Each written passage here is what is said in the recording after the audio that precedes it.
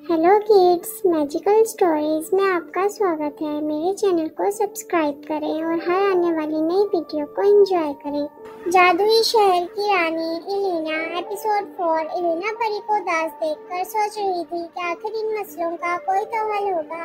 Elina ने परी से पूछा कि सब कुछ सही करने का कोई तो रास्ता है। परी ने एलिना को देखा और फिर उसके दिमाग में जिन की बातें आई। परी ने एलिना को कहा कि कहीं तुम वही खूबसूरत पंखों वाली परी तो नहीं। एलिना थोड़ी हैरान हुई और बोली कि तुम सब जानती हो मैं कौन हूँ और कहाँ से आई हूँ।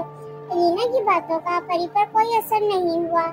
उसके दिमाग में सिर्फ जिन की बातें थी और परी सोच सोच कर खुश हो रही थी कि फाइनली सब कुछ ठीक हो जाएगा। परी को खुश देखकर एलिना ने फिर से सवाल किया कि क्यों ऐसी बातें कर रही हो। परी ने कहा तुम हम सबको बल्कि पूरी जादुई सिटी को बचा सकती हो। तुम ही परी हो। अब एलिना को गुस्सा आ गया था और वो सेल्फिश बन रही थी। उसने परी को साफ साफ जवाब दिया और कहा कि वो घर जाना चाहती है। परी उसकी ऐसी बातें सुनकर चुप हो गई और बोली तुम फ्रेश हो जाओ, मैं तुम्हें ऐसी जगह छोड़ आऊंगी जहाँ से तुम वापस जा सकती हो।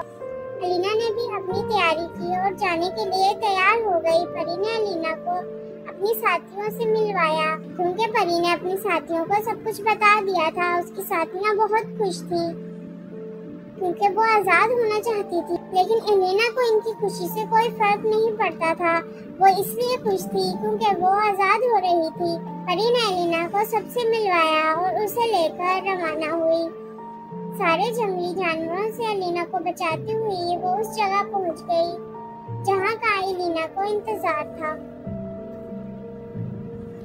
एलिना इतनी सेल्फिश थी कि उसे दूसरों की खुशियां नजर ही नहीं आ रही थी। परी ने एलिना को रास्ता दिखाया और कहा तुम अभी वापस चली जाना, यहाँ जानवरों का बसेरा है, मैं जा रही हूँ। परी उसे कहकर चली गई और एलिना वहाँ खड़ी रह गई।